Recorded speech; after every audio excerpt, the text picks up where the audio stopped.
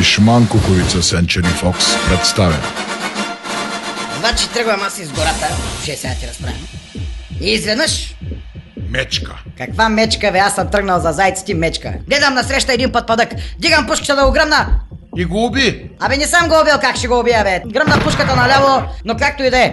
Викам, с един куршум съм, ще ударя два зайка, защото съм голям ловджия. Продължавам аз напред, дебна. И изведнъж... Мечка. Абе, стига с твоите мечки, казах ти за зайци съм тръгнал, бе. Изведнъж ще срещам и мост. Мост. Мост, бе, мост. Не си ли виждал мост? Тръгвам аз по моста и изведнъж... Моста се щупи и ти падна в реката. Моста се щупи и ти падна в реката. Мечка! Мечка.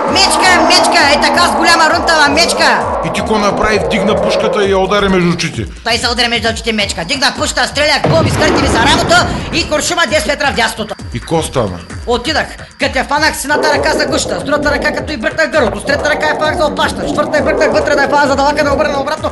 Чакай малко, ти колко ръце изкара? Абе, той мечка, бе, хамсалак, колко ръце имаш, толкова ще извадиш, бе, кой искаш ти, бе? От всяко дърво ловец не става. Радио Ринг Плюс.